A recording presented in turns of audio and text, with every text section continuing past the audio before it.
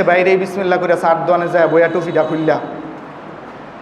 টুপিটা খুললা হাতের মধ্যে হাতের চিপায়ের মধ্যে বিড়িটা লইয়া টান শুরু করলেন। আপনার মতন তো ডাকাইত নিয়ে এলাকাতে একটাও নেই। আপনি মানুষ না, আপনি ডাকাইত। মোটামুটি তরজমাও সকলে জানি। এটা আল্লাহ তাআলা কুরআনুল কারীমের মধ্যে আমাদেরকে জায়গায় জায়গায় তম্বি করছেন, জায়গায় জায়গায় সুম্মা ইলাইহি তুরজাউন। কত জায়গায় ডাইকা ডাইকা বলছেন, বন্দা আমার দিকেই তো ফিরে আসতে হবে। যত যাই করো না কেন বন্দা, আমার দিকেই ফিরে আসতে হবে। যেতে হবে না, রবের দিকে ফিরে যেতে হবে না। আমরা যারা ঘুড়ি চালাই, ঘুড়ি বাচ্চারা ঘুড়ি উড়ায় না আকাশে, দেখবেন বাচ্চার হাতটায় ওই যেটা থাকে, আমাদের দেশে বলে নাড়াই, আপনারা কি বলেন জানি না, আমাদের দেশে বলে নাড়াই।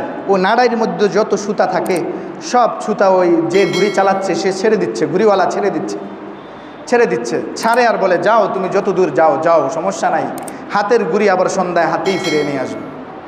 আল্লাহও বলে বন্দা যাও, ছেড়ে দিলাম, আমার হাতের রশি ঢিল করে দিলাম, সামনে দুইটা রাস্তা দিয়ে দিলাম, সিরাতে মুস্তাকিমও দিয়ে দিলাম, শয়তানের রাস্তাও সামনে দিয়ে দিলাম, তুমি কোনটায় যাইবা যাও, কোনো সমস্যা নেই। সিরাতে মুস্তাকিমে যাইলে তুমি জান্নাতে যাইবা, শয়তানের রাস্তায় যাইলে তুমি শয়তানের সাথে জাহান্নামে যাইবা। দোনো রাস্তাই তোমার সামনে।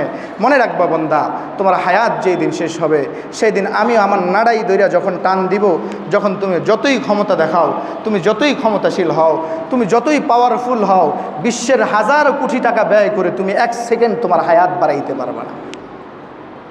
পারবেন? সম্ভব? এই পৃথিবীর তাহলে যারা ধনী ছিল তারা জীবনেও মরত না। এই পৃথিবীর যারা পয়সাওয়ালা ছিল তারা জীবনেও মরত না। কারুনের মতন মানুষ তাহলে জীবনেও মারা যেত না। কারুনকে আল্লাহ যেই সম্পদ দিছে, এই সম্পদ কিয়ামতের আগ পর্যন্ত আল্লাহর কাউকে দিবে না। কারুনকে আল্লাহ তাআলা যেই সম্পদ দিছে, এই সম্পদ কিয়ামতের আগ পর্যন্ত আর কাউকে দিবে না। তো কারুনের মতন মানুষের সম্পদের পাওয়ারে থাকতে পারে না, আপনি আমার তো প্রশ্নই আসে না। আর কারুনের সম্পদের গোডাউনের চাবি বহন করার জন্য উট ছিল 40,000। কয় হাজার? এক একটা উটের মধ্যে নিম্নে আপনাদের ওই যে 10-12 টন্না ট্রাক আছে না, যেগুলি ডিস্ট্রিক্ট ট্রাক বলেন আপনারা, এক একটা উটে এই পরিমাণ মাল বহন করতে পারে। এক একটা উট, মরুভূমির উট এই পরিমাণ 8 টন 10 টন মাল বহন করতে পারে। তো চাবি রাখার জন্যই যদি এত উট থাকে গোডাউনের, তাহলে আল্লাহ তাআলা কী পরিমাণ সম্পদ দিচ্ছে, কি পরিমাণ সম্পদ দিচ্ছে। এই কারুনও থাকতে পারে না। কারুনেরও হাড্ডি গুড্ডি মিশা গেছে, আপনার আমারও হাড্ডি গুড্ডি জমিনের সাথে মিশা যাবে। আপনি আমিও থাকতে পারবো না। আপনার আমারও থাকা স্থায়ী না, অস্থায়ী দুনিয়া। অস্থায়ী দুনিয়ার পিছনে এত কেন ভাই, এত মহাব্বত কেন? দুনিয়া থেকে দুনিয়া ধরো, এই কথা কুরআনুল কারীমের হাদিস শরীফের কোথায়ও বলা হয় না। দুনিয়াটা ধরো। দুনিয়া হলো বাথরুমের মতন, জরুরত যতক্ষণ আছে ততক্ষণ আমরা বাথরুমে থাকি। জরুরতের পরে 1 মিনিট বয়ে থাকেন কেউ আরামসে? কিছু অপদার্থ আছে বয়ে বয়ে মোবাইল টিপে, কিছু অপদার্থ আছে বসে বসে বিড়ি টানে। এছাড়া আমরা জরুরত ছাড়া বাথরুমে থাকি, বলেন না, থাকি নাকি? কিছু আল্লাহর বান্দা যুগে যুগে এমন অপদার্থ আল্লাহ বানাইছে, এই জমানায়ও থাকবে, শেষ জমানায়ও, মুহূর্তের পরেও থাকবে। এগুলির আল্লাহ বানাইছে এর লেগে। তাহলে মেসাল দিব কোনগুলা দিয়া? বাথরুমে বসে বিড়ি খায় এমন মেসালটা দিতে হইব না? কে করে দিয়ে দিব? এমন অপদার্থ করে দিতে হইব। বাথরুমে বসে বসে মোবাইল টিপে মেসালটা দিব কা করে দিয়া? এই সমর্থ অপদার্থ যারা আছে তাদেরকে দিতে হইব। বলেন, আমি মনে করি বাথরুমে কি কিছু খাওয়ার জিনিস? বলেন না, বাথরুমে কি কিছু খাওয়ার জিনিস? আমার মনে হচ্ছে উপরে যেটা টানে ওইটাতে নিচেরটা ভালো হইব, ওইটা খানা ভালো। ওই বিড়ির চেয়ে ওই নিচের পায়খানা খাওয়া ভালো হবে। পায়খানা খাও তুমি কি বিড়ি খাইতেছ? আপনি বুঝতেছেন? আপনি যখন মার গর্ভে 9টা মাস ছিলেন, আল্লাহ তাআলা আপনার জবানটাকে এত পবিত্র রাখছে, এত পবিত্র। আমার কথা বুঝছেন আপনারা? আপনি যখন মার গর্ভে 9টা মাস ছিলেন, আপনি তখন দুনিয়ার জমিনে আসতেছেন, আপনার শুরুর লগ্ন থেকে যেই দিন আপনার নুৎফাটা মার পেটের 3 অন্ধকার গ্রেজের মধ্যে আল্লাহ তাআলা আপনি হবেন যে এটা লিপিবদ্ধ করে দিয়েছে, ওই বীর্যটা জমা করে দিয়েছে, জমাট রক্ত বানিয়ে দিয়েছে আল্লাহ তাআলা। নুৎফা যেটাকে আমরা বলি, ওইটা যখন জমা হয়েছে ওই দিন থেকে আপনি খাওয়ান খুঁজতেছেন।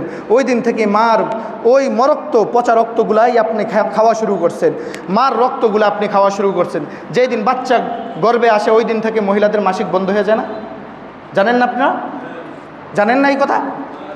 ওই দিন থেকে মহিলাদের মাসিক যে একটা অসুস্থতা আছে ওইটা বন্ধ হয়ে যায়, যেদিন বাচ্চা কনসার্ভ করা হয়। তো আপনি ওই দিন থেকে আল্লাহ তাআলা আপনাকে ওই দিন থেকে খাওয়াচ্ছে, মার ওই জমাট পচা রক্তগুলো আল্লাহ তাআলা খাওয়াচ্ছে। আল্লাহ বলেন, বান্দা আমি তোমার মার জমাট রক্তগুলা খাওয়াইছি, মুখ দিয়া খাওয়াই নাই। আমি তোমার মার জমাট রক্তগুলা তোমার নাভি থেকে তোমার মার নাভিতে একটা কানেকশন করে দিছি। এই নাভির মাধ্যমে আমি তোমার এই মার পেটের মধ্যে যে 9টা মাস তোমাকে আমি যা খাওয়াইছি, নাভি টু নাভি খাওয়াইছি, মুখ টু মুখ খাওয়াই নাই, নাভি টু নাভি খাওয়াইছি। কেন নাভি টু নাভি খাওয়াইছি? ওটা পচা রক্ত, ওটা মরক্ত, ওইটা আসলে মহিলাদের নামাজ বন্ধ হয়ে যায়, রোজা বন্ধ হয়ে যায়, ওইটা পচা, ওইটা নাপাক। এই নাপাকির কারণে আমি ওই নাপাককে তোমার জবান মোবারকে নিতে দেই নাই। ওই 9 মাস তোমার মার নাভি টু নাভি দিয়ে তোমার পেটে কানেকশন দিছি। আর তুমি নাফরমান, দুনিয়াতে কয়েকদিনের সম্পদের মালিক হইয়া, দুনিয়াতে কয়েক বছরের হায়াতের মালিক হইয়া বিড়ি সিগারেট তুমি সব মুহের দিয়া ঢুকাই দিতেছ। আমি তো তোমার জবানটাকে অপবিত্র করি না, তুমি কেন করলা? আমি তো করি না, তুমি কেন করলা? আমি তো 9 মাসে একদিনও তোমার চাইলে তো একটা বেলা খাওয়াইতে পারতাম। এ বাচ্চা জন্মগ্রহণের পরে আপনারা নাভি দেখেন না, নাভি কাটেন না নাকি? নাকি বোঝেন না আমার কথা? বাচ্চার খাবার নাভি টু নাভি ঢুকে। আমি তো তোমাকে নাপাকি খাওয়াই না, তুমি কেন খাইলে? জবাবটা কি দিবেন? আমি চাইলে তো 9 মাস তোমারে খাওয়াইতে পারতাম। আমি তোমার জবানটা এত পবিত্র রাখছি। কেন রাখছি? কেন রাখছি? উযকুরুল্লাহ কাসীরা, যেন অধিক পরিমাণ তোমরা আমাকে স্মরণ করতে পারো, যেন অধিক পরিমাণ তোমরা আমাকে তোমাদের জবান দ্বারা ডাকতে পারো। দেখবেন সব ইবাদতের একটা নির্ধারিত একটা সময় আছে। ইবাদতের নির্ধারিত একটা ফজরের নামাজ, ফরজ নামাজ 2 রাকাত, জোহরের ফরজ নামাজ 4 রাকাত, আসরের ফরজ নামাজ 5 রাকাত। এখন যদি আপনি কন না জোহরের ফরজ নামাজ 4 রাকাত, আমি 4.5 রাকাত পড়ব, আপনার হইতো নামাজ হইতো? হইব? কথা কন না কা? বোঝেন না মনে আমার কথা? মানে 4 রাকাতের জায়গায় যদি 4.5 রাকাত পড়েন আপনার নামাজ হবে? আপনি একটু বাড়াইয়া পড়লেন আর কি, একটু মাতাব্বরি করে বাড়াইয়া পড়লেন, যাক 4 রাকাত দিছে আল্লাহ, যা আরও 1 রাকাত বাড়াইয়া 5 রাকাত দিয়ে পড়ি, হইব? হ্যাঁ, তার মানে সব ইবাদতের একটা নির্ধারিত একটা মেকদার আছে, নির্ধারিত একটা মাপকাঠি আছে। হজ আপনি বছরে একবার, জিন্দগিতে একবার করলে হবে। জাকাত আপনি পুরা বছরে একবার দিলে হবে। ফিতরা আপনি বছরে একবার দিলে হবে। তার মানে আপনার ইবাদতগুলোর নির্ধারিত, রমজান মাসে 1 মাস রোজা রাখলেই হবে, এমন মেকদার দেওয়া না। শুধুমাত্র আল্লাহ তাআলা জবানের যে জিকিরটা আছে, আল্লাহ তাআলা বলে এটার কোনো মেকদার নাই। জবানের যে জিকির আছে এটার কোনো কি নাই? মেকদার নাই, এটার কোনো মাপকাঠি নাই। তুমি যদি 200 বার করো তাও চলে, তুমি যদি 2000 বার করো তাও কোনো সমস্যা নাই। এই জন্যই আল্লাহ বলে উযকুরুল্লাহ কাসীরা। যে 200 বার করছে তাকে বলে বাড়াও, আরও বাড়াও, উযকুরুল্লাহ কাসীরা। যে 200 বার করছে তারে বলে তুমি আরও বাড়াও। যে 2000 বার করছে তারে বলে তুমি আরও বাড়াও। যে 12,000 বার করছে তারে বলে তুমি আরও বাড়াও। কারণ এটার কোনো নির্ধারিত সীমা নাই। আমাদের আকাবের আসলাফ যারা চলে গেছে, বাপদাদা যারা চলে গেছে, এর মধ্যে এক আকাবের ঘটনা, উনি শেষ হায়াতের মধ্যে, শেষ হায়াত একেবারে মর্জে মৌতের মধ্যে, যখন ওনার সাকরাতে মৌত চলতেছে, তখনও উনি রোজানা 12,000 বার আল্লাহর তাসবিহ পাঠ করতেন। সুবহানাল্লাহ, 12,000 বার করতেন। তাদের জবানটা কত পবিত্র ছিল, আপনি নাফরমানের জবানটা কত নাপাক, হিসাব করে দেখেন। আপনি তো কিছুক্ষণ আগেই মসজিদ থেকে বের হওয়ার সময় বললেন আস্তাগফিরুল্লাহ রাব্বি মিন কুল্লি যামবি ওয়া আতুবু ইলাইহি ওয়ালা হাওলা ওয়ালা কুওয়াতা ইল্লা বিল্লাহ। আপনি মাত্রই বললেন, মাত্রই বইলা গেলেন মসজিদ থেকে আস্তাগফিরুল্লাহ রাব্বি, আল্লাহ আমি সমস্ত গুনাহগুলা থেকে আপনার থেকে ক্ষমা চাচ্ছি, আমার যত অপকর্ম আছে আল্লাহ সবগুলা থেকে আমি আপনার থেকে ক্ষমা চাচ্ছি। আপনি মসজিদ থেকে বাইরেই বিসমিল্লাহ করে সার দোয়ানে যায় বইয়া টুপিটা খুললা, হাতের মধ্যে, হাতের চিপায়ের মধ্যে বিড়িটা লইয়া টান শুরু করলেন। আপনার মতন তো ডাকাইত নিয়ে এলাকাতে একটাও নেই। আপনি মানুষ না, আপনি ডাকাইত। আপনি মানুষ না, আপনি ডাকাইত। আপনি অসভ্য, আপনারা অসভ্য যারা এই কাজ করেন। আপনি মানুষ না, কেন এই কাজ আপনি করেন? মাত্র না আপনি ইস্তেগফার করে গেলেন, আপনি ইস্তেগফারটা মাত্র করে গেছেন, আস্তাগফিরুল্লাহ রাব্বি মিন কুল্লি যামবি ওয়া আতুবু ইলাইহি, মাত্র বইলা গেছেন। আপনি মাত্র বইলা গেছেন। 2-4 মিনিট যাইতো, 1-2টা দিন যাইতো, মাত্র তো ওবাটা করে আইছি, আর 2-1টা দিন যাও, একটা দিন যাও, কমসে কম একটা দিন যাও, দেখি ফাঁসে ফুসে হেরে ফেসে তাকায় আমাকে, পরে দেখি পরে একটা টান দিমুনে।